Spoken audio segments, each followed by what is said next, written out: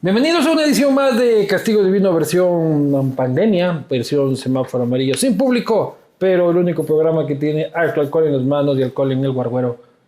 Salud. Con Fernet Branca, maravilloso auspiciante de este programa, cerveza 593 y latitud 0, Inmovit, que es unas pastillas maravillosas que tomo yo con ginseng y todas las vitaminas del mundo y me paso con Fernet. Así que Inmovit, ponte pilas. Además, Epic de Uribe Schwarzkopf, que es el proyecto que se levanta frente a la estación del metro en la República, y Eloy Alfaro de hacer pilas con Epic. Banco Guayaquil, muchísimas gracias por el apoyo. Y me falta, ¿qué dice aquí? Ya, no. Ahí está, completo, la pauta electoral, si hay plata para la pauta. Agradecer a las instituciones que permiten que esto suceda y pedirles a ustedes, por favor, que se suscriban. Hay una campanita por aquí en algún lado, denle a la campanita para que se suscriban y les avisen cada que se suben los castigos. Ahora que se suben medio irregulares porque la pandemia así lo obliga. Hoy nos encontramos en una conversación con un asambleísta joven, un asambleísta de Quito, un asambleísta que ha asumido la primera línea, por decirlo de alguna forma, en cuanto a la defensa de algunos derechos civiles, algunos derechos sociales, y eso también le ha implicado algunos enfrentamientos con algunos sectores más conservadores de la sociedad ecuatoriana. Me refiero al asambleísta de Suma, Sebastián Palacios. ¿Cómo estás? Luis Eduardo, ¿cómo estás? Encantado. Esto me mandan a regalarte también. Ah, mira, muchas gracias. Más que eres deportista y andas ahí cogiendo sol. Chévere, me va a servir bastante. Sí. Bien, sabes que, bueno, a pesar de lo complicada que es esta pandemia, esta situación, hemos tenido unas semanas buenas. ¿Qué son buenas? En el ámbito laboral, en el trabajo, logramos... ¿Sí trabajan? Algunos sí. Ya.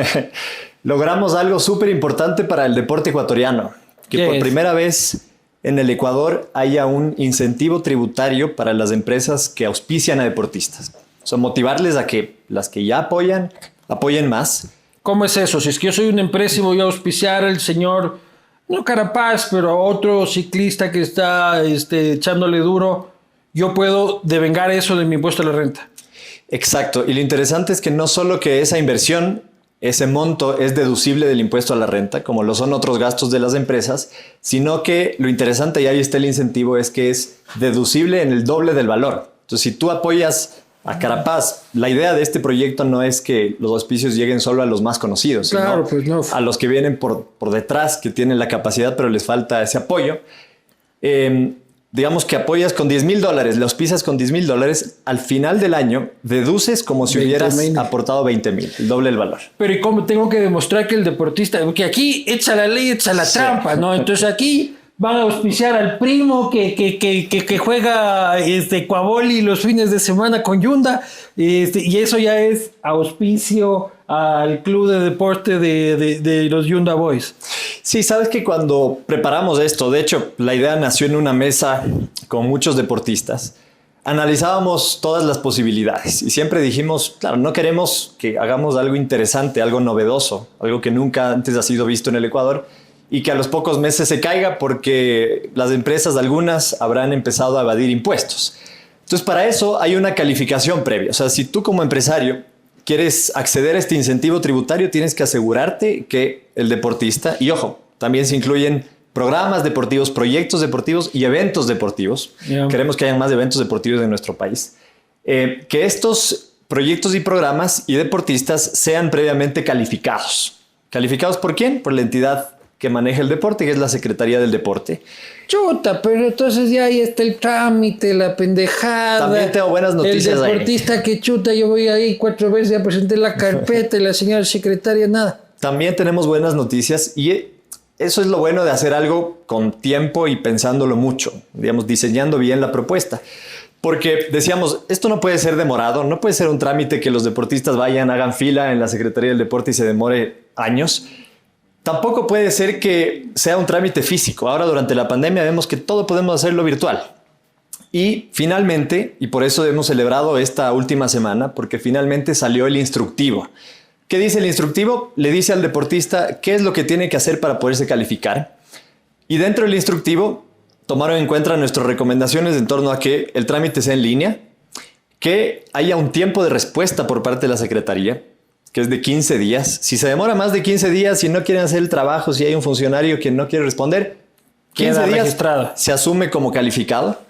Y además que hay amplitud para las distintas disciplinas deportivas, los distintos niveles deportivos, porque en algún momento decían, no, solamente que se incluye el alto rendimiento o los deportes que son federados. Pero ¿qué pasa con los que no? Tenemos grandes andinistas, grandes deportistas de aventura. Y a mi pana del Ecuaboli también lo puedo. Le digo, ve, pana del Ecuaboli, vos mete el trámite, esta nota demora un mes, a los 15 días no te van a responder, quedas registrado. Mira, yo meto 10,000, me sale como 20, toma 5 lucas a ti porque... Oye, si tu pana de Ecuaboli es ya un deportista... de ello todo el esquema, brother. Y ahí te voy a explicar un par de cosas que tienen que cumplir también los deportistas. Porque cualquiera es deportista también, ¿no? Claro, porque hay dos requisitos claves que debe cumplir el deportista. El uno es que si es un deportista federado, o sea, si tiene una federación, no hay actualmente una federación ecuatoriana de Ecuaboli, entonces no es el caso.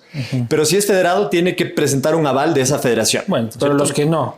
Y los que no son federados tienen que presentar el trámite directo a la Secretaría del Deporte demostrando que son deportistas, que tienen una trayectoria deportiva. Entonces deberán incluir su hoja de vida, deberán incluir una carta del entrenador que diga que efectivamente esos deportistas tienen un plan, una proyección, eventos deportivos por delante y demás. Y si el pana Ecuaboli sueña con ser el mejor del país y tiene varios eventos deportivos, o se está organizando un evento... Porque es deporte. Está bien porque es deporte. Lo que no se quiere... es auspiciar a los panas del fin de semana. Exacto, exacto. O que una empresa se quiera inventar y diga, yo me invento que estoy apoyando a un deportista y total no existe, es un fantasma. Aquí Jeff viene en bicicleta a trabajar todos los días, yo también voy a decir que es un deportista de élite. Exactamente. Y listo. Por eso era importante que haya esta calificación, pero obvio que la calificación sea rápida y ágil, porque así como reaccionaste tú, reaccionaron los deportistas cuando decíamos, oigan, ¿cómo hacemos para evitar que haya trampa en esto?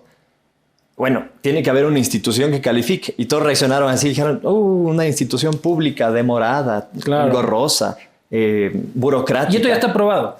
Esto ya está aprobado, ya hay ley. Hay un reglamento que dicta qué es lo que tienen que hacer las empresas para tener la doble deducción. Ya. Y lo último que estábamos esperando es tener este instructivo para que los deportistas puedan calificar. Así que para que vean que la asamblea no solo está en el reparto y sacando carnet de discapacidad, sino también se están haciendo cosas. Oye, últimamente en las entrevistas que hablas y que sales, solo hablas de puta, soy un tipo muy sexy, soy el asambleísta más guapo. ¿Qué va? No, sí, loco, todas son así. Yo, de mi boca no ha salido eso. Ah, pero todas las entrevistas van sobre eso, loco. Y yo cojo y digo, se está cosificando al asambleísta Palacios. Porque yo veía un comentario en Twitter hace un tiempo de Pamela Troya, feminista, activista de minorías sexuales, y vos salías sin camiseta, como sabes salir en redes sociales, para ganar público, no, para ganar el votante ahí. Envidioso. Yo con esta panza estoy feliz, mi hermano. Y decía, yo con este cuerpazo, alguna cosa así, hasta me vuelvo heterosexual. Esa es una cosificación tuya. Es como que yo diga y le veo a la guinaga guapísima y digo, yo con ese cuerpazo hasta correísta me vuelvo. Mira, yo creo que me matarían a mí, machista, misógino, y en cambio de las mujeres, ¿está todo bien o qué? Mira, yo creo que depende de cómo tú lo asumas y de qué estás dispuesto tú a escuchar. O sea, si yo subo una foto haciendo ejercicio, ¿cierto? En un tremendo solazo sin camiseta, yo puedo aceptar que la gente diga, oye, se ve bien, es sexy, bueno. o lo que sea, ¿me explico? Pero ¿y por qué en mujeres no? Pero es que si una mujer sube, digamos, una foto en un terno de baño, por ejemplo, y tú dices, oye, tiene un buen cuerpo, está bien, no hay problema, no le veo problema a eso, pero siempre depende cómo lo asume la persona. Alguna vez yo debatía esto con algunas personas que defienden derechos y yo decía, ¿desde qué punto se considera, digamos, un silbido o una palabra acoso? ¿Cierto? ¿Y desde qué punto? Y es justamente desde el punto en que la persona que está siendo agredida, en ese caso, lo asume como tal. O sea, si es que... Pero es que ese no es el problema, Sebastián. El problema es de que otros le dan asumiendo muchísimas veces. Entonces, por ejemplo, ves mujeres que salen en el Unisexy del Extra y son felices. Y es un éxito profesional para ellas. Pero hay otras feministas que dicen, ¿cómo puede ser? Es increíble cómo se cosifica a esa mujer. Esa mujer está siendo explotada por la página del Extra. Y van y le preguntan a la mujer que es modelo y ella dice, yo no me siento explotada en ningún sentido. Claro, y yo no veo ningún problema en eso, siempre que esa ¿Tú mujer compras el lunes el Extra? No compro, pero digo, si es que esa persona, si es que esa mujer está de acuerdo, si es que ese es su trabajo, bueno, no le veo ningún problema. El problema viene de algo mucho más de fondo, y es que hay que preguntar, ¿no es cierto? Y hay que averiguar si es que esa persona, esa mujer, yo qué sé, estudió en la universidad e intentó buscar un trabajo, y puede ser que por haber sido una mujer joven no le dieron un trabajo. Entonces ahí entramos a un problema. Cosas. Exacto, pero ahí entramos a un problema mucho más de fondo. O tal vez no quiso estudiar. O tal vez no quiso hacer su carrera en modelaje y punto. O el tecnocumbismo. Y eso también es la libertad de ella, ¿no?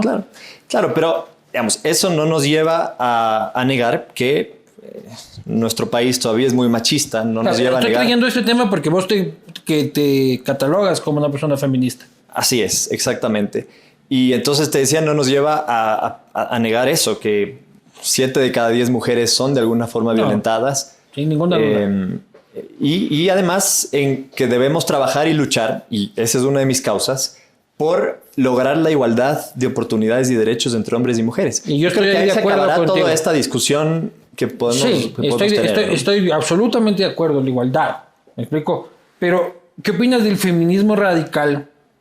Que está bien que exista, yo no digo que no debe existir, pero que yo no siento de que busque una igualdad, sino que busca poner a unas por sobre otros. ¿Me explico? Casi como un revanchismo histórico justificado por siglos de opresión y de maltrato y de violencia, pero no creo que es la línea. ¿Qué opinas tú de los pañuelos verdes, del grafiti en el centro histórico, del machete al machote y ese tipo de cosas? Yo creo que lo primero que hay que hacer es explicar qué es el feminismo. Y de hecho, tú decías, tú te consideras un feminista, sí, y lo hice en un discurso que di en el Pleno de la Asamblea Nacional, con el objetivo que más gente escuche y entienda cuál es el verdadero sentido del feminismo. Y no hay demasiada ciencia ahí. Si tú estás de acuerdo con la igualdad de oportunidades y derechos, que me dices que 100%. sí, entonces tú puedes decir, yo también soy feminista, porque ese es el concepto del feminismo. Ahora, como todos los movimientos, siempre van a haber radicalismos de un lado y del otro. ¿No es ¿Pero cierto? qué opinas del radicalismo feminista? A ver, yo creo que no podemos generalizar. A veces se comete el error de decir todas las feministas y todos los feministas. No, hay de todo. Rayan paredes, hay de todo, y creo que la generalización es mala en todo sentido. Y yo no creo que el tener una lucha se justifique agrediendo o generando más violencia. O sea, yo creo que la violencia perpetúa en más violencia, ¿no es cierto? Y si estamos luchando por los derechos, estamos luchando en contra de la violencia, hay movimientos, los mismos pañuelos verdes, pero vistos desde otro ángulo. Por ejemplo, cuando lanzaron esta canción, este cántico feminista. Sí, del violador eres tú. El violador eres tú, en todo el mundo. Todo bien. Ese era un mensaje súper claro, directo. Pero claro, si es que y eso pega más que ir a grafitear el centro histórico y sacar carteles de muerte a los hombres. Exactamente. Y bueno, además tomando en cuenta que no es legal dañar propiedad público-privada, ¿no? También hay que verlo por ahí. Ahora, tú decías tratar de poner a alguien encima del otro. También hay que entender que vivimos todavía en un país en donde la cancha está inclinada. Sin duda. ¿No? Entonces, en ese sentido, sí hace falta. En un mismo puesto te pagan el 20% menos por el simple hecho de ser mujer. Así por ser mujer tengas el 20% más de las capacidades que el vagoneta que está en el puesto. Loco. Claro, o yo me moría de iras cuando mi esposa iba a una entrevista de trabajo y lo primero que le decían es, oiga, ¿y usted cuándo piensa ser madre?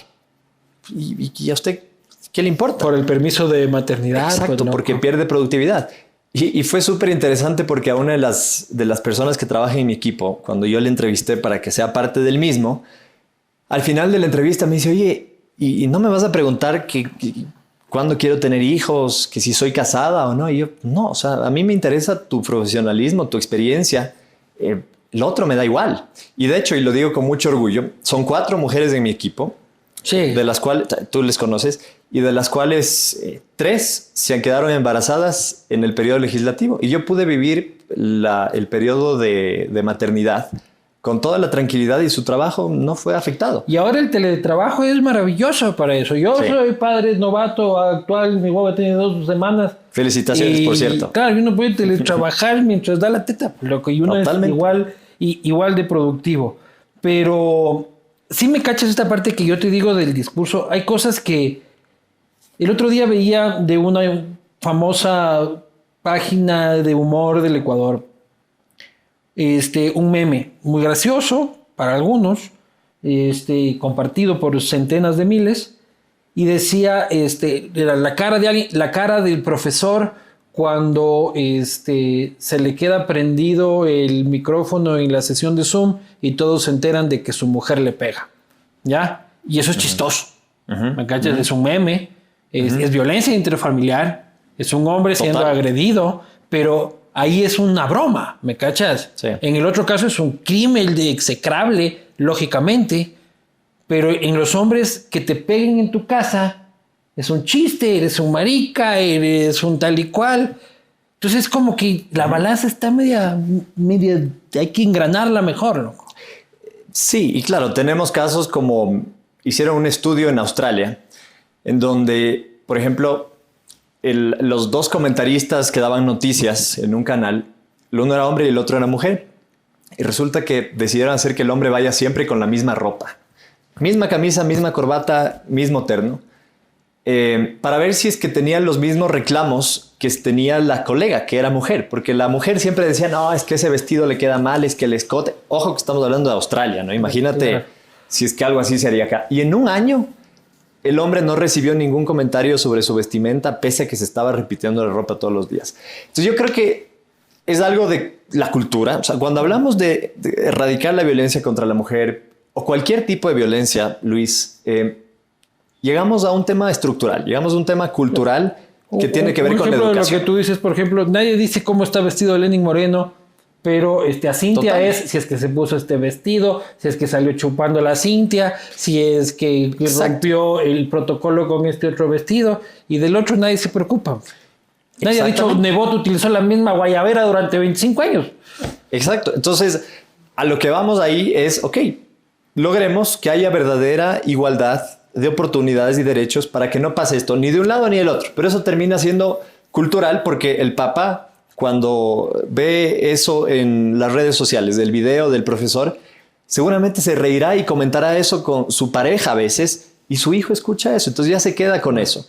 Entonces lo que tenemos que cambiar es eso, es esa parte cultural que demuestre que somos iguales. ¿Y el lenguaje inclusivo de leses en blestes? No lo uso.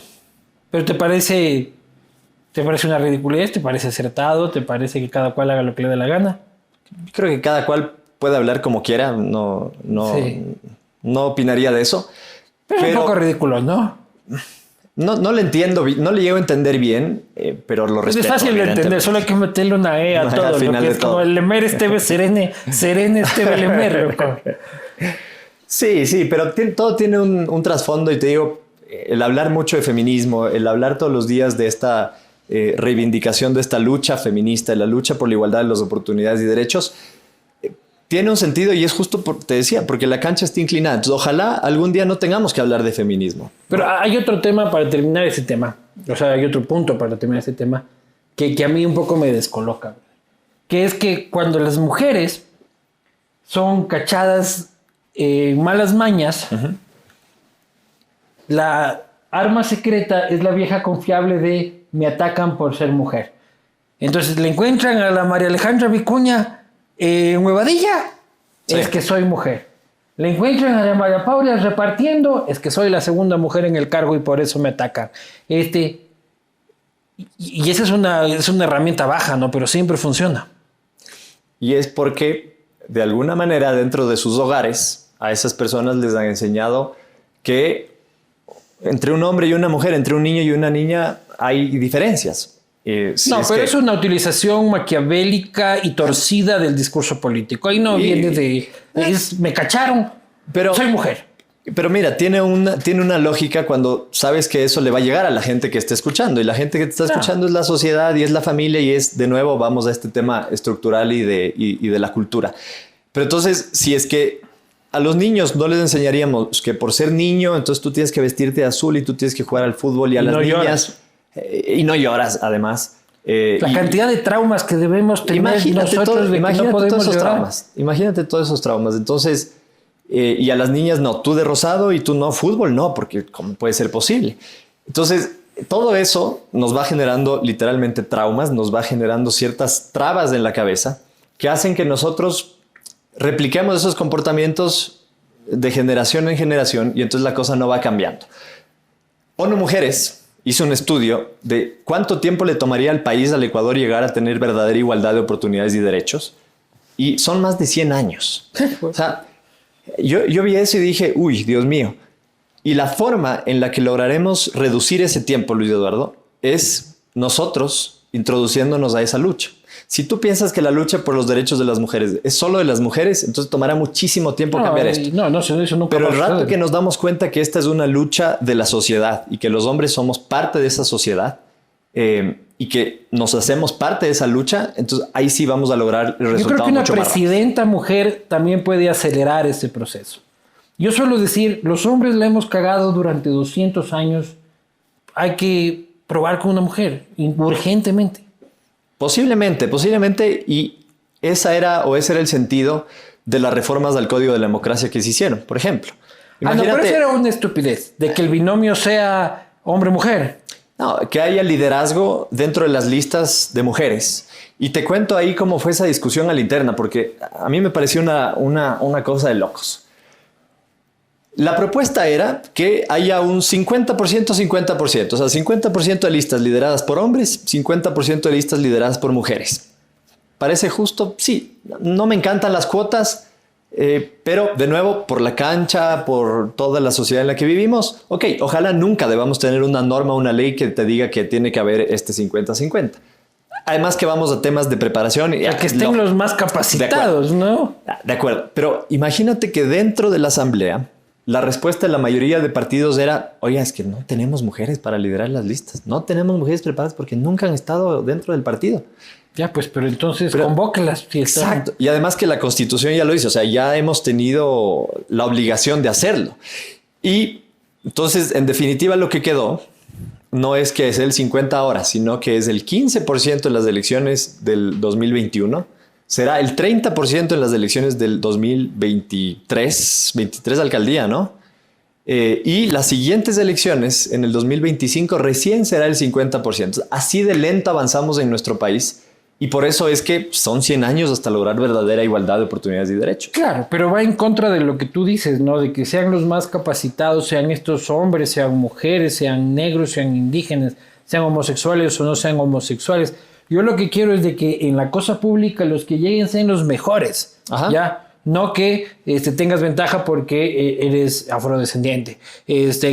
Porque sí, porque los afrodescendientes, sí, yo estoy consciente de todo el asunto, pero y en los concursos del Consejo de Participación, 4 puntos más por ser indígena, 4 puntos más por ser de tal y cual. Entonces, no se vale, pues. O sea, y por eso la cosa pública está manejada por Raimundo y todo el mundo. Y ojalá lleguemos a ese punto en el que no haga falta estas cuotas, en el que no hagan falta leyes que busquen equiparar esa cancha, pero hasta que eso pase, tiene que haber. Tú te preguntas, ¿por qué no hay una ley de prevención y erradicación de la violencia contra el hombre? Y si hay una ley de erradicación de la violencia contra la mujer. Bueno, porque ese es el problema hoy en día, esa es la problemática que nos aqueja.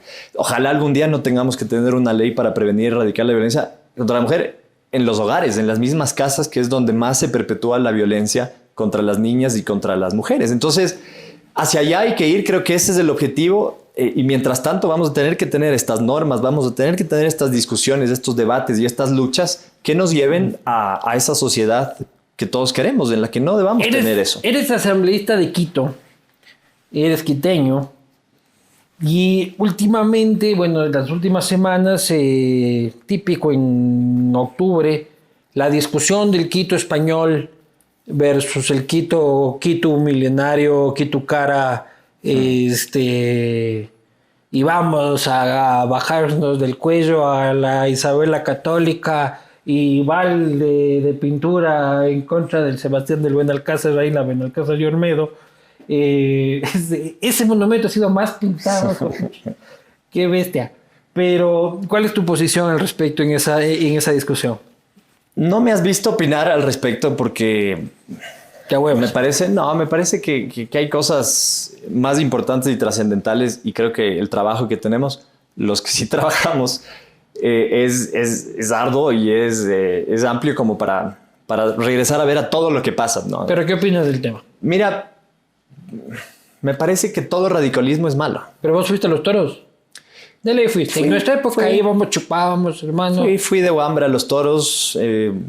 Algunas veces no me gustaba, no te puedo negar que el ambiente no era chévere, pero... Yo no iba, no me alcanzaba la plata, yo me quedaba en la vereda frente a la farmacia. pero igual te echabas la fiesta ahí afuera, claro, en las cavas y todo lo que había. En las cavas, dice.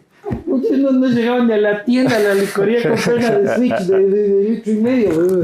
El vino en cartón. Claro, el León ese que era en cartón, pero adentro tenía funda. Claro. Ni siquiera era el Tetrapack, era cartón y adentro con funda. Y de a pico. Y no me tomaría un vino de esos hoy en día, y tampoco iría a los toros hoy en día. Pero yo creo que todo radicalismo está mal. O sea, el que nos metamos a decir que las estatuas tienen que ser votadas porque representan cierta cosa, o que nos opongamos a que hace cientos de años hubo una fundación de nuestra ciudad por la conquista española, pero fue así. Bueno, esa es la historia. Bueno, no nos enfoquemos en lo que pasó, enfoquémonos en cambiar lo que viene. Y lo peor de todo, Luis Eduardo, es cuando estas manifestaciones se ven empañadas con intereses políticos o políticas. Ahí sí se fue todo el carajo. Porque... ¿Viste eso en esta ocasión? Sí, la última vez con Isa me parece que iba por ahí, creo que esa es la interpretación. Entonces desorientan y descomponen toda esa intención que podría haber, que puede ser legítima. ¿Qué opinas de ese caballero? ¿Qué opino de Leonidas Guiza?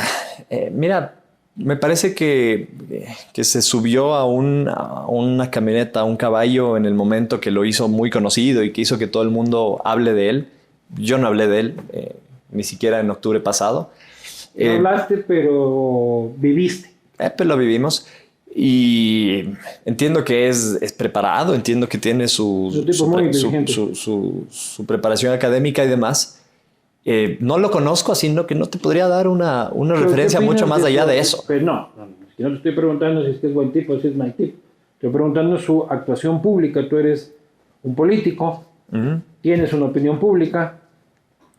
Este es un personaje público que ha realizado actos públicos, importantísimos actos públicos.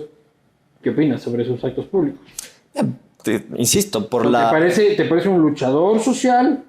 ¿Te parece un terrorista con poncho? Ni lo uno ni lo otro, porque los extremos están mal. ¿Qué hay ahí en la mitad? Pero yo veo un líder indígena, sin duda. Tiene sus seguidores, tiene la gente que lo apoya, tiene su preparación y capaz pueda tener algún futuro político ahí. Pero lo que no estoy de acuerdo es que se utilicen estos simbolismos y unas luchas que podrían ser legítimas y que yo las puedo respetar, como para ahí sí salir y decir yo lidero esta lucha. ¿Pero lo de octubre fue un intento de golpe de Estado o fue una manifestación social? Yo creo que lo de octubre se salió de las manos por completo. Empezó quizás con alguna intención de derrumbar a un gobierno. Yo creo que sí hubo esas conversaciones, no me constan, así que no puedo asegurarlo. Pero en el camino, oye, yo vivía una guerra afuera de mi casa. ¿Por dónde vives? En Tumbaco, por la Ruta Viva. Y toda la Ruta Viva, ¿te acuerdas? Por el sur de Quito, pues. Porque vivía en el sur un tiempo. Vivo en Tumbaco, ¿acaso no te puedes cambiar de parroquia a vivir de un lado a otro? ¿Dónde vivías antes en el sur? Viví un tiempo en Chimbacalle. ¿Un tiempo qué es un tiempo? Hace muchos años viví ahí. Un ratito. No, viví más de 2 años, que es lo que te demanda la norma para poder ser candidato. Pero mucho más allá de eso... Asamblea del Sur de Ojo Claro, de la San Francisco. A ver, pero no, la gente... Tú estás... Tumbaco, Tú estás... No. Tú estás ahí discriminando, diciendo que la gente del sur no puede tener ojos claros ni estudiar en la San Francisco. Lo que digo es de que estudiabas en la San Pancho y vives en Tumbaco. ¿Qué tienes que ver con el sur? Bueno, tú sabes que trabajé en el municipio. Sí. Y en el municipio fui director de gestión de territorio. En el municipio de Barrera. No, en el municipio de Mauricio Rodas. Ya. Y fui director de gestión de territorio. Era director de gestión de coordinación de territorio. No, ahí la Secretaría General de Coordinación Territorial. Y dentro de esa secretaría hay la Dirección Metropolitana de Territorio. Básicamente me pasaba el tiempo en los barrios, con la gente. Y si tú haces un análisis de cuáles son las parroquias con más necesidades básicas insatisfechas, son las del sur, ¿no? Siempre le han dado la espalda de alguna manera al sur. Hasta la Virgen. Hasta la Virgen. Y entonces en los barrios en donde más me enfoqué, mi trabajo, y uno de mis proyectos insignes que fueron las megamingas, que hasta ahora siguen dándose, los beneficiarios fueron en el sur. Entonces llegué a conocerme el sur mucho más que... Si tú me preguntas, ¿te conoces el pueblo de Tumbaco? Oye, muy poco. Pero en cambio llegué a recorrer el sur, llegué a sentarme en la mesa de las casas de la gente del sur, a hacer mingas con ellos los fines de semana. ¿Para ser asambleísta del sur? Bueno, la gente del sur votó por mí. No, la gente del sur votó por Lazo. Y por la lista de Lazo. Y también, a ver, no me vas a quitar crédito tampoco. Algo habrá habido, pero lo que no tienes que negar es de que fue un voto a Correa, ¿no? Seguro. Y que era Lazo y Creo. Y ustedes de Suma llegaban en alianza con Creo, ¿no? Seguro, pero de todos modos, estoy seguro que más gente hubiese votado por mí en el sur de Quito que en las parroquias rurales, que es Tumbaco, o en el norte de Quito. ¿Quién estaba ahí en Creo por las parroquias rurales? Por parroquias rurales entró Héctor Muñoz. Héctor Muñoz, también de Soma. Héctor Muñoz. Por cantones entró Patricio Donoso. Ese sí era de Creo. Oye, y ojo, del sur fui el único que logré entrar que no sea correísta, leninista, la mezcla esta, ¿no? Claro. Oye, salud. Salud. Oye, me pasan esa colita negra sin marca que nadie conoce y que no pauta. Sácale la etiqueta porque nadie sabe de qué puede ser esa cola negra. Oye, la bronca Creo Suma. Ustedes llegan hermanos del alma. Han pasado 4 años de eso, ¿no? Pero vale recapitular. Ustedes votan a favor de una ley en contra de los paraísos fiscales, en contra de ese tema, y se provoca el cisma que nunca más volvió a reconciliar a Suma con el movimiento Creo. ¿Qué pasó esa vez? Primero decir que con Creo tenemos una buena relación. Yo me llevo con muchísimos asambleístas de Creo. Es decir, nunca tú has escuchado hablar a la gente, creo, mal de Suma, ni nosotros hablar mal de la gente, creo. Guillermo sí lo he escuchado hablar en algún momento ese momento, ¿no? Con un poco de cabreo. De ira. Pero en general, digamos, en el debate legislativo nunca ha habido una bronca. Así que nunca hubo una pelea como decir, nunca más nos volvemos a hablar. Lo que sí hubo es, desde nuestro punto de vista, una falta de respeto porque se asumió un criterio sin consultarnos. Cuando tú eres parte de una alianza, eres parte de un equipo y si vas a tomar una decisión, pides la opinión de todo el equipo, sean los tuyos o sean los otros. En lo de los paraísos fiscales. Y entonces no se nos consultó y pero eso... era evidente cuál iba a ser la posición de Creo, pues. Si es que era una ley creada en contra de Guillermo Lazo. Bueno, pero lo lógico entonces era tener una reunión previa en la que nos cuenten cuál iba a ser su posición y tomemos una postura al respecto. Pero nunca hubo esa reunión y eso fue lo que no nos gustó, la falta de delicadeza en no tener esa reunión. Mauricio Rodas y Guillermo Lazo. No hubo una bronca. Hubo un distanciamiento. Sí, un distanciamiento producto de eso que hizo que la alianza formal dentro de la asamblea se rompa. Y al final del día son cosas que pasan en política y que pasan en la legislatura aquí y en otros países. Pero ahí ustedes se acercaron más al socialcristianismo. han votado más frecuentemente en concordancia con ellos. Puede ser, pese a que tampoco es que hemos armado una alianza formal con los socialcristianos. Si tú ves la ubicación donde estoy yo en la asamblea, la gente se confunde, piensa que soy socialcristiano, pero estoy sentado en el mismo bloque, lo cual eso es medio raro cómo estamos sentados dentro de la asamblea. O sea, ¿Por qué? Porque se trajo, tú sabes que el concepto de las ideologías clásicas de izquierda y derecha viene de Francia, eso viene de la Revolución Francesa. Hace más de 200 años, y el concepto se empezó a dar además del poder de veto. La ubicación, estás diciendo en el pleno. Ajá, no las ideologías, porque las ideologías son inglesas. No, la ideología, la izquierda-derecha empezó con la Revolución Francesa en base a la posición que tenían digamos, la burguesía de la posibilidad que el rey tenga veto en las decisiones de la asamblea, y los que no estaban de acuerdo con eso. Pero en definitiva la cosa es que a la izquierda le sentaron los unos a la izquierda, porque así lo llamaron, y los otros a la derecha. Entonces, se replica eso durante los años. Y claro, yo llego a la asamblea y dicen, bueno, ¿ustedes qué son? ¿Un partido de izquierda, derecha? No, ustedes son medio que del centro. Insisto, desde esa concepción de ideologías clásicas. Y entonces te sientan a los de izquierda, supuestamente de izquierda, a este lado, los de supuestamente derecha más acá, y a los que están medios en el centro, en la mitad de la asamblea. Súper curioso. Visto desde la tribuna, porque visto desde la presidencia es al revés. Visto desde la tribuna y claro, y entonces eso te hace pensar si realmente los que están a la izquierda son de izquierda, los que están a la derecha son de derecha. ¿Cuál tuyo? Están los socialcristianos. ¿Pero cuáles socialcristianos? A ver, al frente mío está César Ron. Buen tipo. Nos llevamos muy bien. Nos llevamos muy bien. A mi izquierda estaba en su momento Roberta Zambrano, que ahora es prefecta de Esmeraldas. A mi izquierda divertida también la señora. Divertida. Yo tenía una fila a lo bestia. Imagínate, estaba Roberta. Pero casi te cambiabas de partido. Casi por lo divertida que era las sesiones. Son sesiones largas, o sea, tienes que conversar con tus compañeros que están al lado. Al lado estaba Poli Ugarte, que salió también. Sí. Y al lado estaba... La Poli era de Creo. La Poli era de Creo, exactamente. Y bueno, ya adelante está Cristina Reyes al lado de César Ron, está Diana Pazley más al frente. Rodeado de Zúcar. Sí, chévere puesto dentro de la asamblea.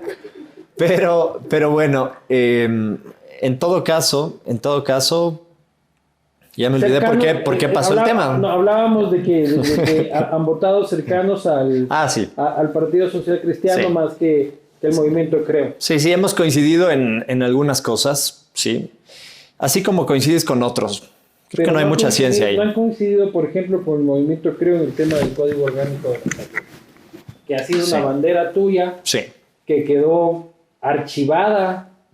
Mi posición es que vergonzosamente archivada durante años. Absolutamente. Postergada a un nuevo gobierno, votado años de trabajo. Y no solo son años de trabajo y papel, sino que hay muchas vidas ahí que están dependiendo por un misterioso veto total del Ejecutivo. Sí. Que hay que ver si es que ese veto total tiene un acuerdo legislativo posterior, ¿no? Seguramente desbaratar el Código de la Salud que tan necesario era para nuestro país. A mí me pareció una locura, me pareció completamente irresponsable la posición del presidente al vetar totalmente un Código de la Salud. Un código que, como tú sabes, venía trabajándose durante años, y que si es que el día de mañana viene Jeff, ¿no es cierto?, y nos dice, oye, yo no estoy de acuerdo con el Código de la Salud, y yo puedo conversar con él y decir, a ver, quiero escuchar tus criterios. Pero si es que viene un presidente que tenía su equipo de trabajo opinando permanentemente sobre el Código de la Salud. Un presidente de izquierda. Imagínate. Son progresistas. Además, o sea, y los funcionarios permanentemente presentando observaciones, haciendo mesas de trabajo, o sea, armaron talleres organizados por el gobierno para hablar del Código de la Salud. Es decir, casi que coautores de un Código de la Salud, y que después vayan a decir, no, saben que ese código no es técnico, no sirve para nada. Bótenlo literalmente a la basura porque... Hay algo atrás de eso, hermano. O sea, hay algo.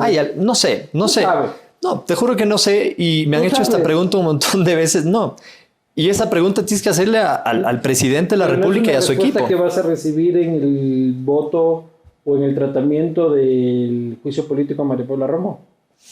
Oye, deberías preguntarles cuáles son las razones detrás de eso. Lo que sí estoy seguro es que las razones... No lo había conectado por ahí, soy sincero. O sea, ¿no sospechas de que el veto al COS es a cambio de la cabeza de María Paula en el Pleno? Concreto. Si es que hay ese maquiavelismo desde las decisiones de gobierno, quizás, y sería muy triste. Te digo porque... Pero sí me imagina la conexión, ¿no? Sí te cacho. Pero imagínate lo que es... O sea, si es que digo que es irresponsable sin saber la razón. Si es que esa fuese la razón... Vamos a ver, los votos lo dirán, ¿no? Los votos lo dirán, pero te digo, la irresponsabilidad es aún mayor, porque de un código de salud, por Dios, no estamos hablando de algo político aquí. El tomar una decisión con un trasfondo político. No, sí es político. No, porque es salud, es la salud de los ecuatorianos. Claro, no, yo te entiendo a ti desde lo pragmático. Sí. Pero la política atraviesa lo pragmático y se utiliza eso para campaña. O sea, si es que tú eres un pro vida o eres un pro aborto, pro derechos o como le quisieras llamar, tu actuación en ese tipo de votaciones te va a servir electoralmente para el electorado al que tú apuntas. Y es lamentable. Pero es verdad. Sí, pero es lamentable cuando te das cuenta que el Código de la Salud no hablaba del aborto, ni de despenalizar el aborto. El Código de la Salud hablaba de atender una emergencia obstétrica, y el aborto es, por supuesto, una emergencia obstétrica. Entonces, cuando vienen esas decisiones basadas en mentiras, en desinformación y en malas interpretaciones... En ese momento.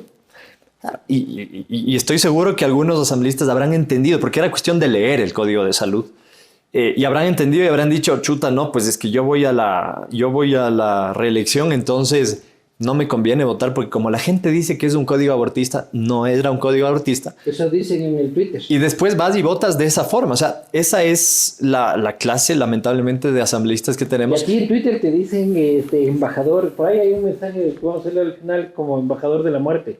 Terrible, porque... ¿Tu posición del aborto cuál es? Más allá del COS. Ya, más allá del COS, que, insisto, no despenaliza, primero porque no puedes penalizar el aborto. Tú tuvieras la facultad de decir, así se hace y punto. Yo tuve una posición absolutamente clara, y te digo, esa es una de las cosas interesantes de no trabajar dentro de la asamblea pensando en las próximas elecciones. Estoy seguro que ya hablaremos de eso, pero yo no voy a la reelección, entonces yo no tomo las decisiones en base a si me sirve políticamente, si me da votos o si no, sino en base a lo que es responsable. Y en la discusión que hubo hace poco más de un año sobre la despenalización del aborto en casos de violación, oye, yo fui primerito, y de los pocos hombres, y creo que di el ejemplo porque de algunos hombres también decidieron hablar al respecto. Porque claro, cuando tú hablas con un consultor político te dicen, no, mejor no hables de esto, porque es un tema, oye, es sensible, mejor no, ¿cómo así?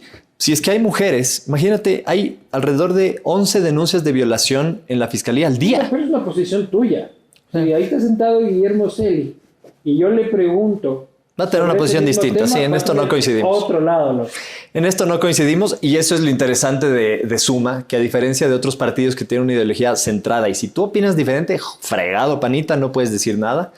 Pero bueno, antes vamos a ir a eso, pero lo que quiero que me cuentes es esto de que fuiste el primero en dar una posición. Ok, y de hecho, en ese discurso, en la asamblea, es que yo me declaré feminista, porque imagínate lo cruel, y para mí representa una tortura, que una mujer que ha sido víctima de una violación, o sea, fue víctima de un delito. Tiene que volver a revictimizarse. Se revictimiza una y otra vez porque al ser penalizado el aborto, esa mujer, si quiere, digamos, decide no continuar con ese embarazo, ¿a dónde tiene que acudir? A la cárcel va a terminar. O sea, ¿para cómo fue violada la tipa? Pero espérate, hay unos pasos por antes. El Estado. Ah. Y para cómo toma esa decisión en un cuchitril olvidado y maloliente, y se la tiene que llevar presa. Ya.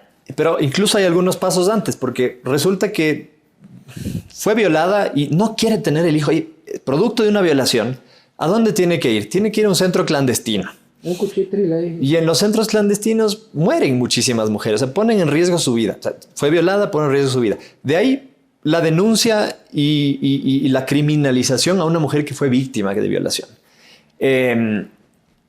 Bueno, y si es que es sentenciada, el otro día alguien me decía, no, pero es que tú nunca presentas cifras. Bueno, antes de venir estaba revisando algunas cifras que nos mandó la Fiscalía y decía que hasta el 2019 habían más o menos 400 denuncias de aborto y que habían casos de sentencia condenatoria. Claro, eso no significa que todos estén en la cárcel, porque esa es la discusión y la defensa de algunos que dicen, no, es que nunca llegan a ir a la cárcel. Claro, algunas tienen arresto. Llegan a ir a la cárcel y eso te parece una justificación, despenalízalo.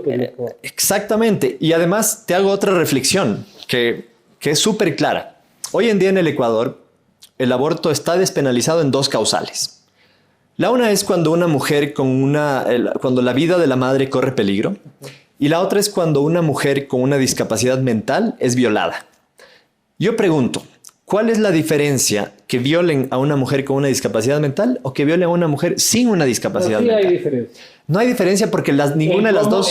¿En cuál es el futuro del niño? Ya, pero en la violación, en el acto ninguno. es exactamente el mismo. Entonces... Hay un agravante seguramente penal y aquí ya los que estén viendo y penalistas verán un agravante que si no te dan 16 años te darán 20 por abusar de una persona con discapacidad. Pero en el acto sigue siendo el mismo crimen asqueroso. El mismo crimen, la mujer no consintió y por lo tanto, desde mi punto de vista, no hay ninguna razón para oponerse a la despenalización en casos de violación. Tú hablas de la despenalización en caso de violación. Sí. Solo ahí. Tu pregunta es en la despenalización entera. ¿Estás de acuerdo con el aborto más allá de la violación? Ya. Yo replantearía tu pregunta porque no creo que nadie puede estar a favor del aborto. O sea, yo no creo que el aborto hay que verlo como algo... Que está a favor del aborto. Pero no per se. O sea, el aborto nunca es algo bueno. O sea, no puedes decir yo quiero que las mujeres aborten. Y la vida y mi sueño y la vida es abortar. Exacto. Y ojalá ninguna mujer tenga que abortar. No, entonces, ojalá que no. Es importante empezar por ahí. Ahora, despenalizar el aborto... Pero yo te pregunto, por ejemplo, una persona, un par de chicos, sí, un chico y una chica, están en una fiesta y tienen relaciones sexuales, se conocieron esa noche, y la chica queda embarazada, ¿ya? Muy bien, la chica va a empezar la universidad, no me interesa ser madre en ese momento, tiene miedo, algunas veces lo habla, otras veces no lo habla. Así es.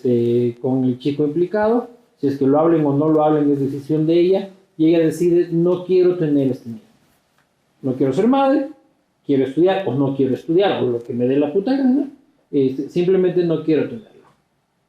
¿Estás de acuerdo con que el Estado le acepte a esta persona, o sea, le diga, perfecto, aborta? Estoy de acuerdo en que el Estado no le penalice. Si es que analizamos la problemática del aborto, no debemos verla, Luis Eduardo, desde un punto de vista moral, ni humanista, ni religioso. Tenemos que verlo como un problema de salud, porque eso es lo que es al final del día. Que no lo penalice, es decir, que esta persona lo hace, no vaya presa. ¿Ya? Así es. ¿Sabes por qué? Porque una mujer que quiera abortar, y lo puedes conversar con tus amigas, familia, tu esposa, yo lo he conversado. Oye, ninguna mujer se levanta y dice, hoy día voy a abortar y lo hace feliz. O sea, es una cosa... Es un momento muy jodido. Es un momento muy jodido y entonces lo va a hacer. O sea, si quiere hacerlo, lo va a hacer, esté penalizado o no. La diferencia es que si no está penalizado, lo hace en un centro de salud con todos los cuidados y las garantías del caso. Y si está penalizado, lo tiene que hacer en un centro clandestino poniendo en riesgo su vida. Pregunta, ¿el Estado tiene que pagar esa intervención? Porque es una intervención quirúrgica que cuesta. Cueste $1 o cueste $100 o cueste $1000. ¿El Estado tiene que pagar eso? Pregunto yo. Porque es un problema de salud importante en el país. Yo considero que sí. ¿Tiene que pagarlo sin importar la semana de gestación? Ya, ahí entramos a otro tema, porque en ningún país del mundo te dicen, bueno, el aborto está despenalizado y asúmanlo como quieran. No. Y aborte a los 8 meses y 17 días. Exacto. Si tú ves Uruguay, por ejemplo, Y ahí hay otro mito. La gente cree que se despenaliza el aborto en el Ecuador y el día de mañana todas las mujeres van a ir a abortar y a hacer fila. No, no es así. En Francia está despenalizado el aborto desde hace más de 20 años. España también. Entonces, te digo, no... En México, Distrito Federal también. Y en todos estos países siempre hay reglas. O sea, te ponen unas semanas de gestación, 10 semanas en algunos países, 12 semanas en otros. Y con eso tú puedes regular de alguna manera. Y yo te decía esto de la discusión moral y religiosa porque yo lo puedo tener como persona. Y yo te juro que digo, mira, hay algunos argumentos salvables y respetables de un lado y del otro.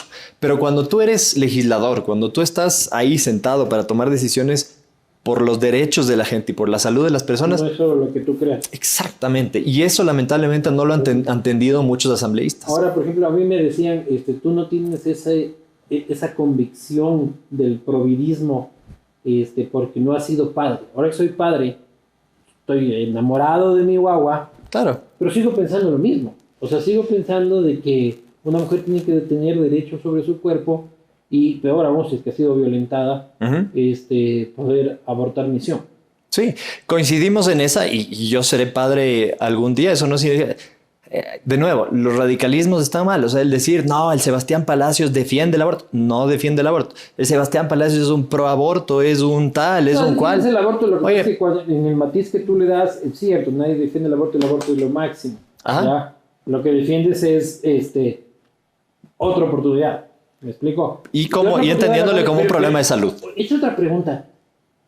¿Otra oportunidad para siempre? ¿Me explico?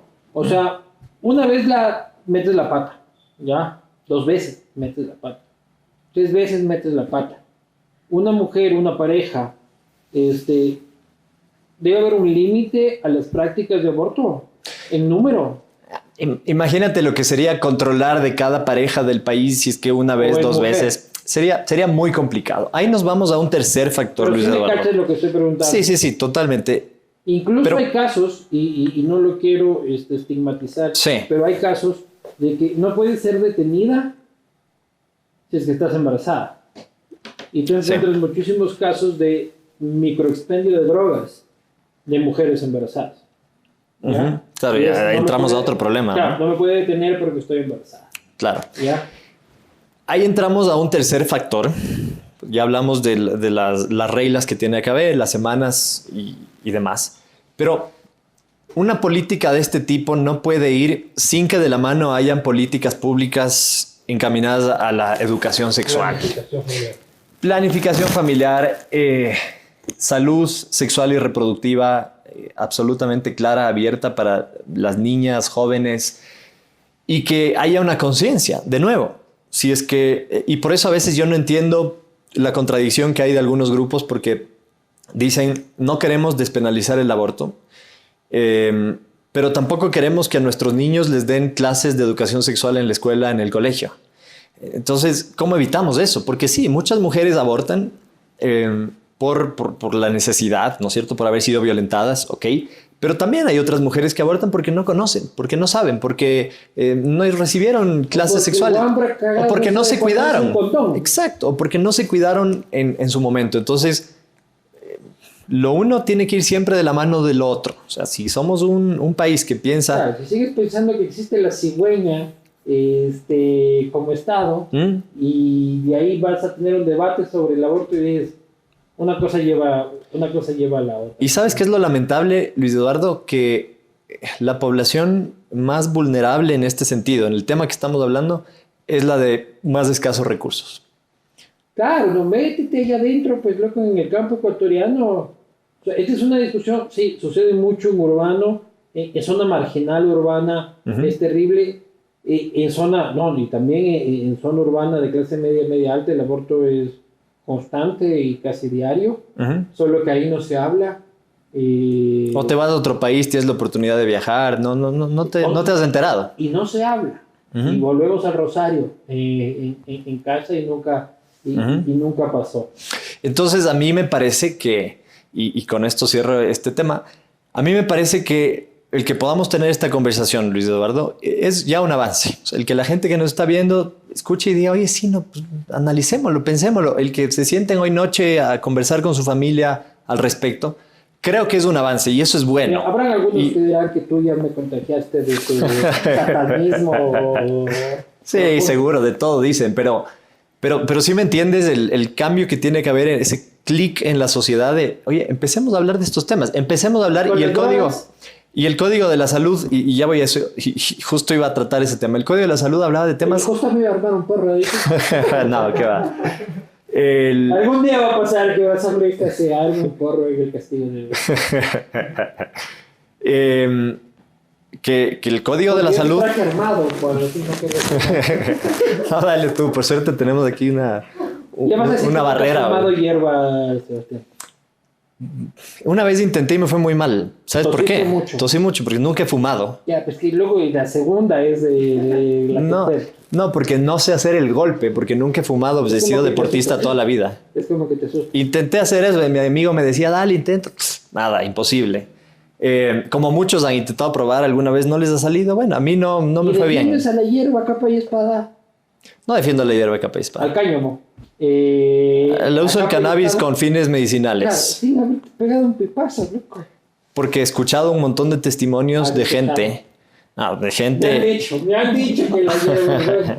No. De gente, de gente que ha estado enferma, que ha tenido cáncer, que ha tenido enfermedades terminales, Parkinson, y que la única forma que han logrado tener un tratamiento, por así decirlo, aunque no es una curación, para evitar el dolor y para tener una vida llevable, ha sido con el cannabis medicinal. Entonces, eso justo te iba a decir, que el tratar el Código de la Salud, además de todas las ventajas que daban, nos permite avanzar como sociedad a hablar de esos temas, a hablar de las emergencias obstétricas, a hablar de el uso del cannabis con fines medicinales. Pero el uso del cannabis con fines industriales ya estaba aprobado.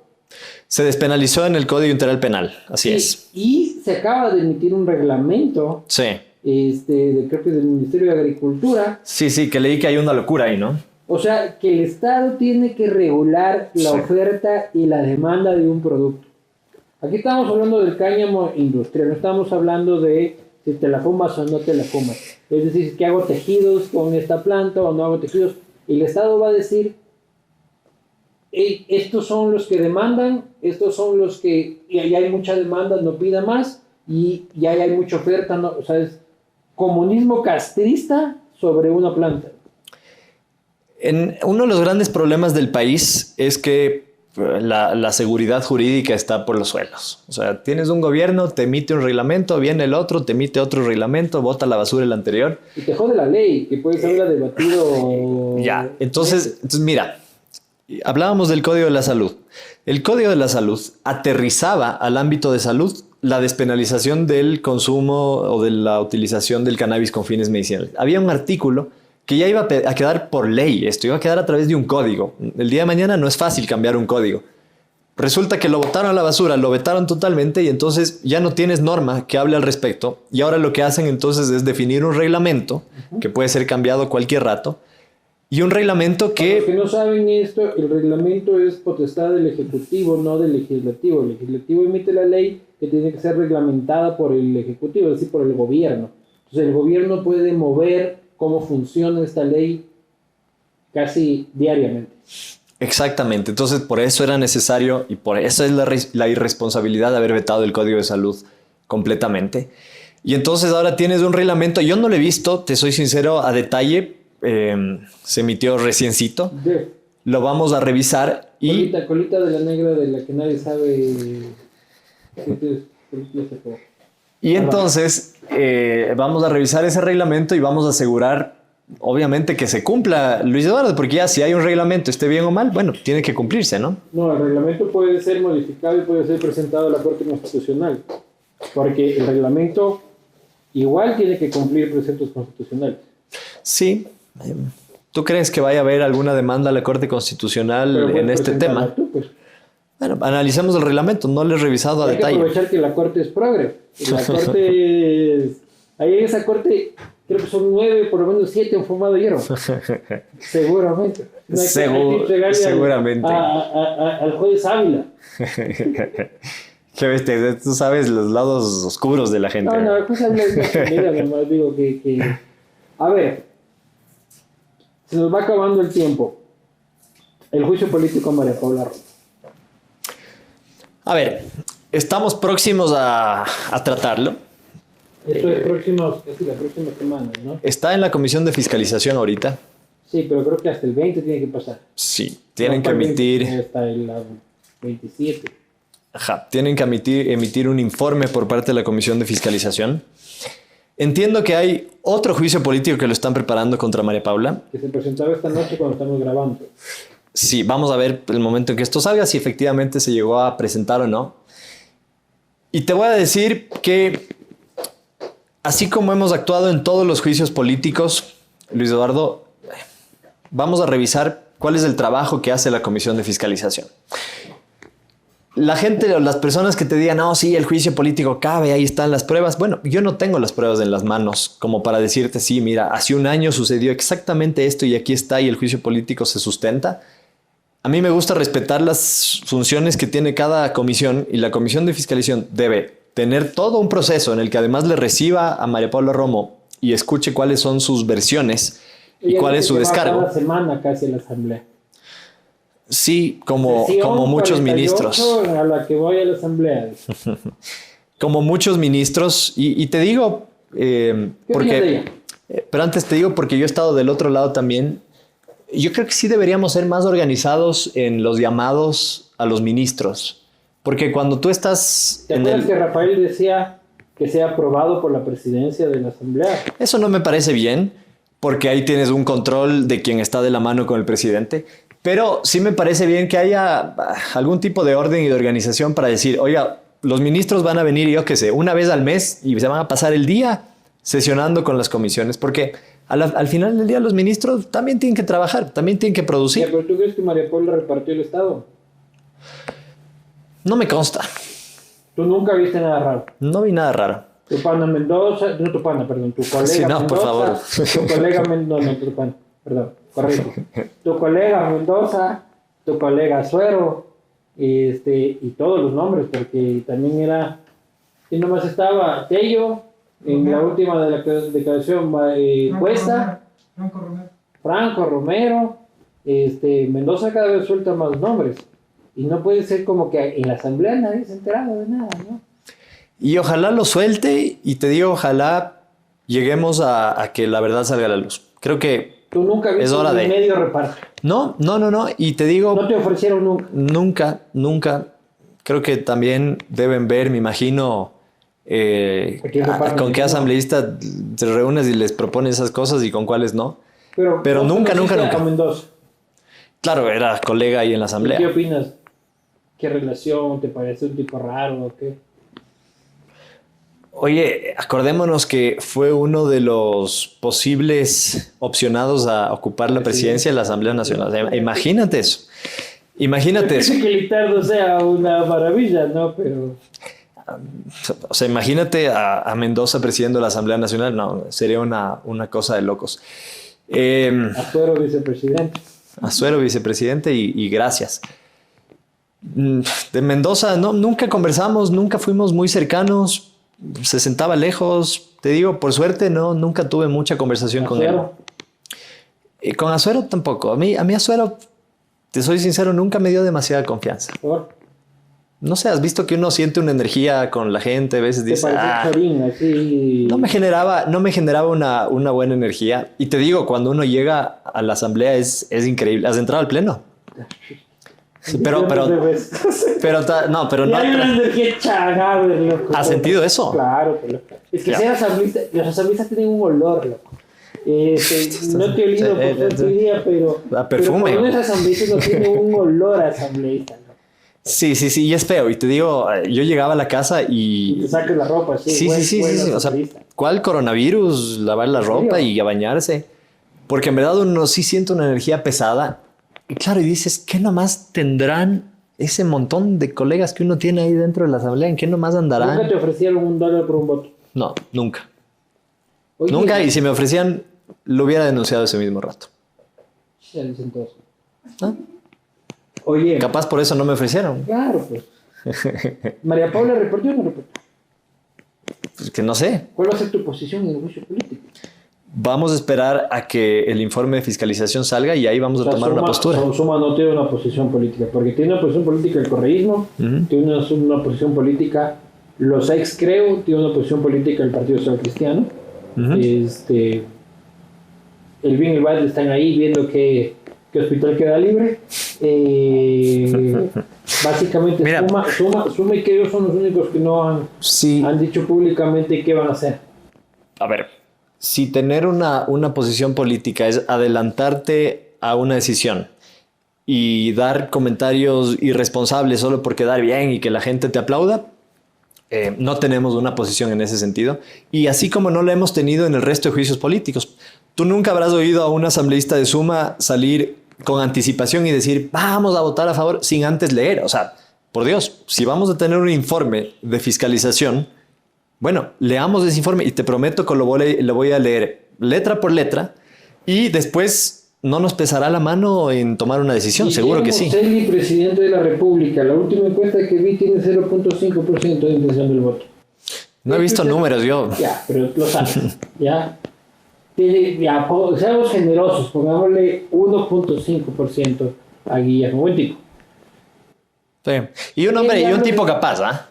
Tipo capaz. No lo dudo, Guillermo es un muy profesional. Tipo. Coincidimos incluso una vez en Manabí, en Puerto Viejo, durante el terremoto. Yo estaba cubriendo y él estaba haciendo su trabajo y se había caído el departamento del papá incluso. Sí. Ya, pero te lanzas a la presidencia de la República con el 1.5% de intención del voto. ¿Qué diablo? Ya vimos lo que pasó en Bolivia, pues, brother. Sí, mira, esa fue la decisión del partido. Tú sabes que hay todo un proceso, sí, hay todo un proceso de democracia interna para tomar una decisión. El partido lo decidió así. Y vamos a ver qué pasa. O sea, la campaña no empieza. Tú sabes que en política las cosas pueden cambiar de un día a otro. Y lo sabes. Entonces que Guillermo Celi tiene posibilidades de ganar las elecciones. Mira, vamos a ver qué pasa. Acuérdate. No te estoy preguntando, vamos a ver qué pasa. Una pregunta de sí o no. Pero verás. ¿Tiene posibilidades? Lo que pasa es que yo no estoy metido en la campaña, entonces no te puedo decir, chota, sí, va creciendo tanto. No, pero a ver, un tipo de política como alguien que estuvo sentado en este sillón. ¿Puede llegar a la segunda vuelta? Acuérdate que tú tuviste una entrevista con un consultor político top aquí, ¿no es cierto? ¿Qué te dijo? Que nombraba a Guillermo Celi, pues. Ya, pero ¿qué te dijo de Suma? Que por ahí, ya no me acuerdo qué dijo, pero me dijo que había 3 candidatos que eran los que había que ponerles el ojo. Pero dijo, Suma es un movimiento que capaz nos da la sorpresa, así que vamos a ver si da la sorpresa o no. No nos adelantemos. Ya. Guillermo Celi tiene la posibilidad de llegar a segunda vuelta. Oye, ¿vas a votar tú por Guillermo Celi? Es que imagínate. Si vos no votas por Guillermo Celi, ya estamos jodidos.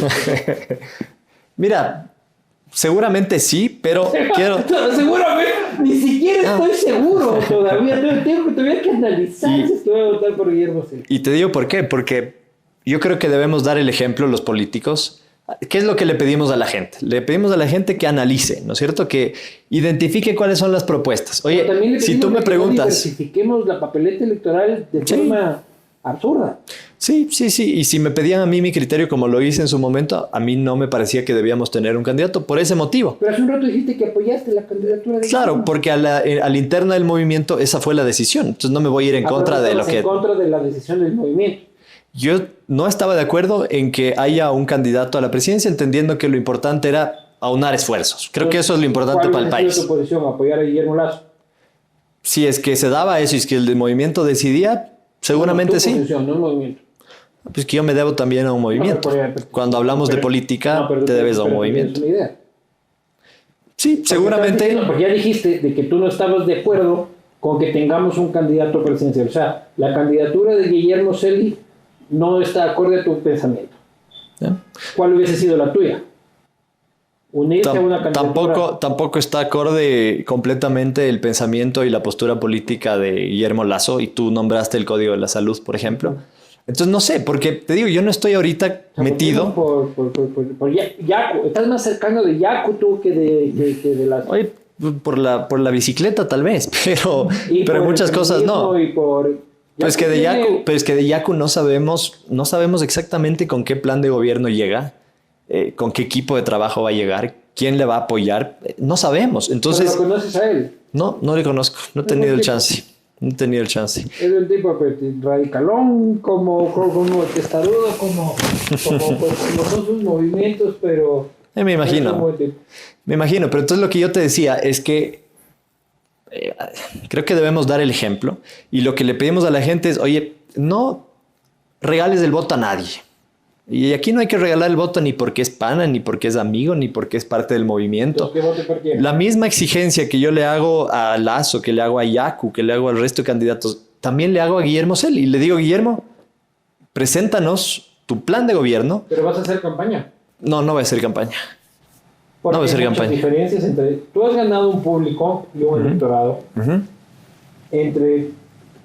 Me atrevo a aventurarlo sin ningún tipo de estudio cualitativo ni cuantitativo, pero entre grupos urbanos de clase media, de centro izquierda, ¿ya? Por ahí te veo yo ubicado entre... Que no me gusta que me ubiquen en un punto de vista ideológico, ¿no? Electorado de la Floresta, más Ya. claro. Si te lanzas a la junta parroquial de la Floresta, yo creo que ganas. Pero... Ya ves, y querías que sea candidato por Tumbaco. No, pues, está más cerca Tumbaco de la Floresta que de Chillogash, en todo caso. Nada, pero si ves Chimbacay está por ahí. ¿Chimbacalle de la Floresta? Claro. No, pues, El distrito centro-sur empieza justamente en la Plaza del Teatro. De la Plaza del Teatro para el sur. Ah, ya, pero está lejos todavía. Pues, loco, de la Pero de Floresta Tumbaco estás cerca más de- lejos. De la Floresta estamos cerca de la González Suárez que Chimbacalle. Pues lo comparaste con Tumbaco. Pero bueno, en fin. Bueno, a lo que voy es, ¿cuál va a ser tu rol en las elecciones? Verás. Acaba la legislatura y... Sí, Eso no es mío. he anunciado que no voy por la reelección. Más allá no sé, del cansancio, de muchas frustraciones que uno no vive en esta carrera, nunca he querido ser un político que se aferra al poder. Yo creo que uno llega, tiene una planificación, cumple los objetivos y después ve los resultados. Y eso es lo que yo quiero hacer en la Asamblea Nacional. Tampoco he sido, como te dije antes, un político que ha trabajado en base a los votos. No, siempre en base a lo que es responsable. No me ha interesado y créeme que eso da muchísima paz y muchísima tranquilidad al momento de tomar decisiones. Y quizás la más importante es que si es que yo decía que voy a campaña, ahorita hubiésemos dedicado toda esta entrevista a hablar de campaña y hablar de los votos y yo estaría enfocado en eso y no estaría enfocado en lo que tengo que estar y para lo que la gente votó por mí, que es trabajar y lograr resultados. ¿Y qué vas a hacer después de esto? Hay un montón de cosas que se vienen Voy a ser deportista hasta de nuevo mayo. para cobrarle a las empresas del 5%, del 20% que van a... Que te van pensando maquiavélicamente siempre, Ese es el muy mal. periodista. El periodismo es, si tu mamá te dice que te ama, confirma. Todavía no sé qué es lo que voy a hacer. Mi mente está ahorita enfocada en terminar bien esta gestión, en dejar un legado en la Asamblea, en demostrar que sí se puede hacer una política bien hecha, una política decente, una política de resultados.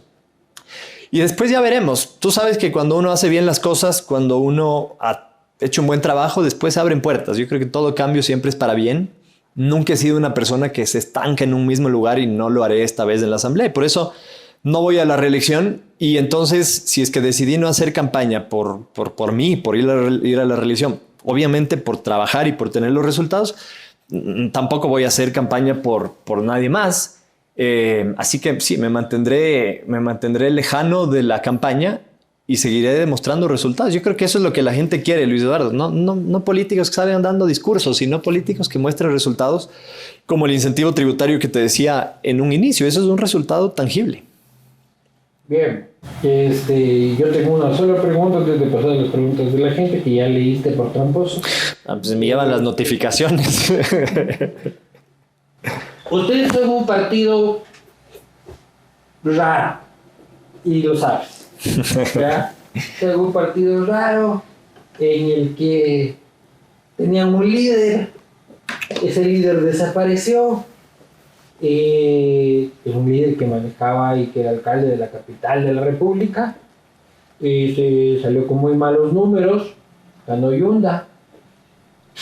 Es una historia para libro, hermano, para libro.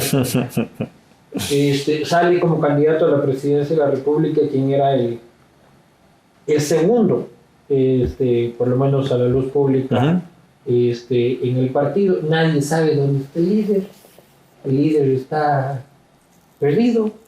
La última vez que vimos al líder estaba Chuchaki. Jodiéndolo al Mauricio. Dos preguntas. Una, ¿dónde está Mauricio Rodas? A ver, antes de contestarte eso, me faltó decirte, porque tú dices qué va a hacer después. Te decía que vamos a concluir la asamblea, pero no quiero alejarme de la política. O sea, es como la creo que hay. La H, loco. Sí, creo que hay. Once you try, you never go back. Te faltó una palabra en la frase, cuidado. Luego eso me dicen que es machista.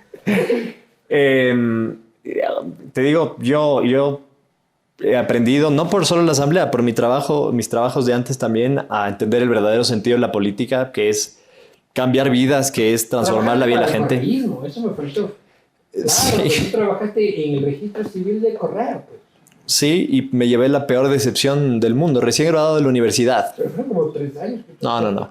2 años. Fue un momento en el que se decidió poner un director de registro civil muy inteligente, muy capaz, una persona que venía del sector privado y quiso armar su equipo con gente buena, con gente capaz, estudiantes, gente recién graduada, y así entré yo. Y llegó un punto en el que le dijeron chao a este hombre a los 2 años y el chao fue para todos. Y esa fue mi decepción. O sea, yo dije... En la época de la modernización del registro. Tú votaste por Correa la primera vez. No, nunca voté por Correa. 2006 no votaste por Correa. No, ¿Por quién votaste? y tampoco iba a los cambios de mando ¿Y por que qué votaste habían... en el 2006? ¿Quién estaba en el 2006? A veces me olvido de quién es mi mejor amigo. Claro, yo soy millennial, tú no eres millennial. ¿No? Estás con las justas, ya, todavía soy. La segunda vuelta fue Álvaro Novoa, Rafael Correa. Sí, entonces creo que voté por el... León Roldós. También jugaba Cintia Viteri y Gilmar Gutiérrez. Creo que voté por Novoa. Fue por Novoa. Pero la peor experiencia, o sea, fue una buena experiencia porque yo hacía ahí gestión internacional y ahí sí es como llegué a tener relaciones con la OEA y después me contrataron de consultor de la OEA. Pero te decía que entiendo el verdadero sentido de la política, que creo que pocos la verdad lo entienden. ¿Dónde está Mauricio Rodas? Y entonces seguiremos en la política, quién sabe dónde. Vamos a ver. Mauricio Rodas está aquí. ¿En Ecuador? Sí, él está acá. Él está dedicado ahorita a temas académicos, dando clases en universidades desde acá. ¿Sigue liderando el partido? Él sigue liderando el partido, sigue jugando su rol como presidente. Es el presidente de Suma. Ay, mira tú. Y además también es parte de algunas redes de ciudades en el mundo, ¿no? Oye, es que, a ver, aquí está la gente lamentablemente acostumbrada a que... No, entiendo que estaba viajando, claro, porque está dando clases en universidades de otros países, pero lo está haciendo desde acá. En cambio climático y no sé qué vaina. Está muy metido en esos temas, en el G20, Sí, en el tema de ciudades. O sea, él... ¿Y por qué? Veamos cuándo fue el último tuit de Mauricio Rodas. La participación en política de Mauricio Rodas data de... ya ni siquiera me parece. ¿Pero por qué estar en tweet? En un tuit es hacer política. Su último tuit es el año pasado. Exactamente hace un año. El 8 de octubre del 2019. ¿Y qué decía? Era sobre el tema de las huelgas y el pueblo de Quito y no sé qué. Sí, bueno, Mauricio está aquí y está tranquilo y sigue liderando el partido. Sí, eso es lo importante. Sigue liderando. Sí. ¿Y Guillermo no es el nuevo líder del partido? No, Guillermo es el candidato a la presidencia del partido en este momento, pero Mauricio sigue liderando el partido. Él es el líder del partido. Así es. ¿Y hasta cuándo va a estar así como líder en el closet? Pregúntale a él. Oye, ¿cómo ves la alcaldía? Yo fui parte de esa alcaldía y soy testigo de las cosas buenas que se hizo. Como en todas como en todas, van a haber cosas malas, van a haber errores, eso creo que es normal, pero creo que son muchas más las cosas positivas. Le dejó a Quito con un metro en construcción. Nos dejó con Yunda, eso fue lo que nos dejó. Dejó a Quito con un metro en construcción, dejó muchas obras sociales, dejó obras decididas por la gente a través de los presupuestos participativos. Fui parte de esa alcaldía, entonces te puedo decir desde la interna, soy testigo de las cosas buenas que se hicieron. Creo que la gente no es tan amable con ella. Sí, pues ¿sabes qué pasa? Yo creo que falló el equipo de comunicación. Y tú sabes que... Santiago Sáenz. Todo el equipo, porque no es una persona. Lo que tú sabes que lo que no se comunica es como si no se hubiera hecho, es como que no existe. Entonces, creo que la gente no se llegó a enterar de todas las cosas que se hicieron en las distintas parroquias de Quito a través de un montón de obras que se hicieron en esa alcaldía. Y como también te dijo ese consultor político aquí, no hay cadáveres políticos, así que veamos. Castigo entero de Santiago Nieto. Soy fan del castigo, así que estoy contento de estar aquí. Te tienes que aguantar a mí para escucharlo. Estuvo bueno Claro. el castigo del Nieto, buscarle por ahí. Estuvo bueno. No, me veo la mayoría de castigos, soy sincero. Qué bueno, Nico. Muchísimas gracias. Te voy a hacer las preguntas de la gente. Ya Vamos no a ver. leíste, pero vamos a ver cómo... Leí pocas porque había bastantes. Ay, pues leí porque justo ahorita subiendo en el ascensor. Andrés Valdivieso, él es de Democracia, sí.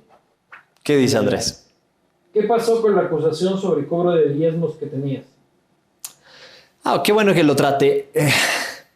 Creo que fue uno de los... No. Creo que fue uno de los momentos que más me indignaron dentro de esta carrera. El que haya una denuncia sin nada de sentido, sin pies ni cabeza. Y que, bueno, esto fue bueno. Después pasó, digamos, rápido el proceso de investigación. Se desestimó. Hoy está ya un informe de archivo listo para salir. Así que, ni siquiera era o sea, era una persona que no trabajó conmigo y se le ocurrió decir que el asambleísta Palacios cobraba diezmos. Entonces eso no solo me indignó a mí, sino le indignó a mi equipo de trabajo, porque habla mal no solo de mí, sino de ellos. Y por supuesto que no, nada que ver, y por eso es que ya que salga ese informe de archivo rápido. Gavita Multitasking dice, ¿es la iconoclasia opción válida para hacerse escuchar en esta época? La iconoclasia, a ver, entendería que eso es como el derrumbar símbolos, íconos, en base a estas manifestaciones que se están haciendo, ¿no es cierto? Ya hablamos de eso. Creo que el derrumbar un ícono, el pintarle, el grafitearle, no representa en sí la verdadera lucha, el sentido y el espíritu de las manifestaciones. Sí, pero la iconoclasia tiene también otro sentido, que es posicionarse como otro ícono dentro de una discusión intelectual. Habría que preguntar a la persona que... Habría que ver a qué se refiere, pero entendía que iba por la parte de los... Metro dice, ¿cuándo y cómo te volviste feminista? En un debate Ya se sabe de memoria, muy bien. En un debate te vino el feminismo. Así como que voy debatiendo y me voy sintiendo feminista y terminaste feminista. Te diría que el momento en el que me di cuenta cuál era el verdadero sentido y el concepto del feminismo. Esteban Valencia, cuando salgan a la luz las investigaciones, investigaciones con elementos probatorios por corrupción a sus colegas de Suma en la alcaldía de Quito de Rodas y en otros lugares, ¿cuál va a ser su posición? La corrupción, venga de donde venga, es mala, es negativa, hay que repudiarla y hay que penalizarla. No, bueno, a ver, no me consta tampoco, o sea... Un municipio de 17,000 funcionarios no robaron nunca. Yo no puedo poner las manos al fuego por nadie, obviamente.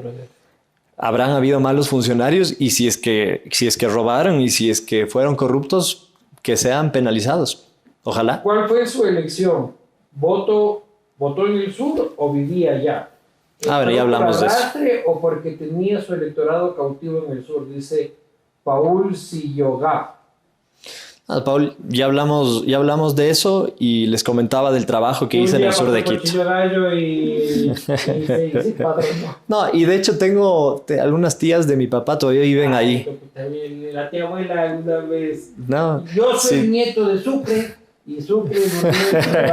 Si tú ibas en campaña en la calle Napo, frente al estadio de Chimbacalle, ¿Cuál está hubieses- la calle de Lauca? no, el de Chimbacalle frente a la Napo, tú hubieses visto un cartel enorme que decía vote por Sebastián Palacios. Ese lo pusieron las tías de mis papás, de mi papá. El de Chimbacay, ese es del colegio Montúfar, Un poco más al sur. por la pasteurizadora. Exactamente. ¿Qué se siente ser cómplice de asesinato de infantes en estado de gestación? ¿Y por qué mejor no impulsan leyes más duras para violadores? Dice Cristian Vélez. Lo primero no lo voy a responder porque no tiene sentido la pregunta. Y lo segundo, sí, estoy de acuerdo en impulsar leyes que promuevan la adopción. De hecho, mi colega No, de pero Suma... estoy preguntando leyes más duras en contra de violadores. Pero decía algo de la adopción y después de los violadores, ¿no es cierto? Que promuevan la adopción. Mi colega Gabriela Larreategui de Suma propuso algunas reformas para que el proceso de adopción sea mucho más ágil. Y eso es bueno. Pero no podemos obligar, así como no le podemos obligar a una mujer a abortar, ni tampoco le podemos obligar a una mujer a tener el hijo de un violador. Tampoco le podemos obligar a que den adopción a ese hijo, será decisión de la persona. No, pero el tema de la adopción es un proceso burocrático largo y tortuoso. O sea, hay Sí. parejas que quieren adoptar y conozco del proceso y les toca aguantar muchísimo antes Sí. de poder. Y el niño tiene que aguantar muchísimo en un hogar de acogida, sin el cariño de esta familia que bien les podría dar. Así es. Porque falta el papelucho y el ni sé cuánto y se cayó el sistema. Y eso hay que cambiar. Yo lo viví en primera persona con la Vane y con mi esposa. Somos padrinos de una pareja de niños adoptados. Y de hecho les conocimos cuando estaba en la casa hogar, antes que les adopten. Y entendemos cómo es el proceso y tiene que ser mucho más ágil. Pero también a veces... tiene que ser riguroso. Porque Sí, seguro. Uno no puede agarrar un niño. Seguro que sí. Pero a veces se usa eso como una de los justificativos o de los argumentos para decir, oye, no despenalices el aborto, mejor promueve que las mujeres que han sido violadas adopten. Oye, será decisión de la mujer que ha ¿Por qué sido nunca violada. fiscalizaron a la ministra Andramuño? A pesar de que era un secreto a voces la corrupción en el Ministerio de Salud Pública y en el IES. Esperamos Porque- que se evidencie lo que sucedió en el interior de estos hospitales durante la pandemia. Dice Pascualina RM. Porque renunció la señora. Renunció con una carta que, tú la viste, ¿no? No era una carta de renuncia, sino era una carta de denuncia, Claro. diciendo que no tuvo los recursos para la pandemia y demás. Pero Duró te una doy... semana en la pandemia. la señora. Sí, y renunció ahí. Pero te digo, Y la hoy... ministra anterior era terrible también. Sí, Verónica La ministra de la Espinosa. muerte. Y con ella se dio el juicio político, por cierto. Claro, algún medio ¿No? la denunció. Algún medio conocido. Y ¿sabes qué? Hoy estamos avanzando con el informe que hace la Comisión de Salud en torno al caso de los carnets de discapacidad obtenidos de forma fraudulenta. Y ahí hay una de las recomendaciones que pide se empiece un juicio político a la ex ministra de Salud también. ¿Y a Fabricio? De Fabricio, un juicio político Porque no... turistas, ¿no? ¿Cómo? En los de al lado, en los de la parroquia del norte. Los del norte, claro. Con Fabricio, mira, fue bastante curioso el caso de Fabricio dentro de lo que analizamos en la comisión, porque yo hubiera esperado que él llegue a la comisión, pues fue llamado obviamente como el resto de asambleístas, y yo hubiera esperado que él llegue y demuestre, o sea, el resto de asambleístas presentó documentación, se pasaron... Como disculpe, señor Palacio, no luego. No, pero que demuestre que obtuvo legalmente el carnet de discapacidad. Y no lo hizo. Se excusó un poco en la privacidad de su información, que un poco lo entiendo y le respeto, pero nos dejó a la comisión con la duda de chuta, ¿qué será? ¿Será que obtuvo el carnet legal o no legal? Estás dudando. Es que ese es el problema, porque él no lo dijo claramente dentro de la comisión. Y después viene un informe del Ministerio de Salud actual diciendo que de todos los asambleístas que han sido señalados, este de aquí tiene dudas. Y por eso es que el mismo Ministerio de Salud presentó una denuncia a la Fiscalía. Entonces, lo que hace la comisión es, ante no conocer la verdad, ante no saber qué es lo que pasó en ese caso, lo que pide es que se haga una comisión multipartidista en la Asamblea para que investigue puntualmente ese caso. Y lo van a destituir. Tiene que haber esta comisión y tiene que investigar, porque el gran problema es que no se sabe. O sea, si te pregunto a ti, no sabes. Si me preguntas a mí, no sabes. Cuando le preguntamos dentro de la comisión... Sí, vi una parte, no pude ver todo. ¿No quieres re fan del programa? Sí, pero también tengo cosas que hacer. Pues, oye. vi la mayoría del programa. Y no, entonces queda la duda ahí y ojalá que esa duda salga. Si es que es en bien de Fabricio, bien, ojalá. Y si es que no, bueno, también debe ser responsable. Si tanto le importa a la Asamblea, ¿qué hacía de vacaciones en Estados Unidos durante las votaciones importantes? ¿Cuándo me habré ido? No me acuerdo la última vez que me fui de vacaciones. ¿Te acuerdas que le cacharon mi Instagram? Sí. Verás, la última vez que estuve en Estados Unidos fue hace un año más o menos y estuve en un programa que me invitó la Universidad de Georgetown a un programa de liderazgo en gestión pública. Súper interesante. Entonces no estaba de vacaciones. Primera pregunta, ¿qué se siente ser el embajador de la muerte? La misma respuesta que antes, no soy el embajador de la muerte. ¿Pero cómo se siente? No confundamos. No, es que no me llega porque no es eso. Ya hoy día hemos hablado en esta entrevista cuál es el espíritu de mi propuesta y mi idea. ¿Estás a favor de la extensión de dominio? Dice Matt Boy. De la extensión de dominio, de la ley de extensión de dominio que estamos tratando en la Asamblea, sí, y ojalá la podemos aprobar pronto. Creo que esa es una... ¿De acuerdo en completa? ¿Cómo? ¿Estás de acuerdo completamente con eso? Sí, yo creo que esa es una ley importante para que podamos al menos dar un paso hacia un país con menos corrupción en el sector público. Patricicla dice, ¿por qué vales tanta verga? Eso creo que puede ser en contra mío. ¿Ya? Así que vamos a dejarla... ¿Con cuáles feminazis? Si ves, más o menos así es como yo asumo cuando me dicen ustedes de la muerte y cosas así sin sentido. Me dicen todos los días. ¿Con cuáles feminazis harías un trío? Dice. El hijo de la nada. Primero, el término feminazis creo que está mal usado. Creo que está muy mal usado comparar a los nazis con la lucha feminista. No, estoy casado y no hay chance, güey. Yo también estoy casado, jamás lo haría, pero... No hay chance. Pero, es como que tal vez sí, ¿no? ¿Alguna vez? No está entre mis planes, la verdad. Ahora ya no, pues, loco, pero cuando tenía 19 años tal vez lo hubiese pensado. ¿Cómo carajo hacen ustedes dos para aguantar todas esas mandadas? Este es interesante. Cruz Alfredo Plaza, a los asambleístas. ¿Cómo carajo hacen ustedes para aguantar todas esas mandadas de verga que les dan todos los días? Por suerte a mí no me mandan tanto, verás. Pero a tu cargo, a la asamblea. Asambleístas ladrones, asambleístas choros, asambleístas vagos. Es feo y es duro porque lamentablemente las personas generalizan y no están acostumbradas a separar y a decir este sí, este no, este sí, este no. Si un asambleísta es corrupto, toda la asamblea termina siendo corrupta. Entonces, y vos es duro. Y dices, ¿a qué te dedicas? No, lo digo con orgullo. Y la gente que me conoce sabe que hemos hecho un buen trabajo. Fernando Peñarrera, disculpe, ¿quién es usted? Por Sebastián favor, Palacios, aquí estoy. Literal, porque ni idea, dice Sebastián Palacios. Le invito a que me siga y que pueda ver el trabajo que estamos haciendo y sobre todo...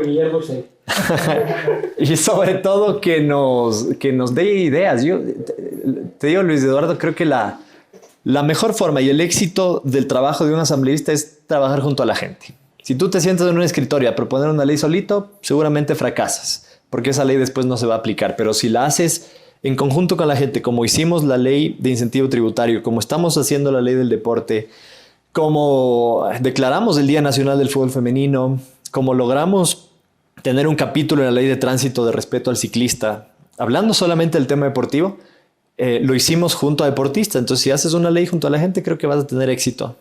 Así que les invito a que si tienen ideas, si tienen propuestas, bienvenidas sean, que todavía nos quedan unos meses en la asamblea.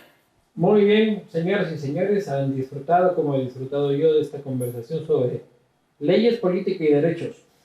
Básicamente, con el asambleísta Palacios, ya se retira de la política, dice. No, que no. En cualquier rato vuelve, dice, en cualquier rato vuelve. Es como el loco que se va a 20 años y luego dice que vuelve.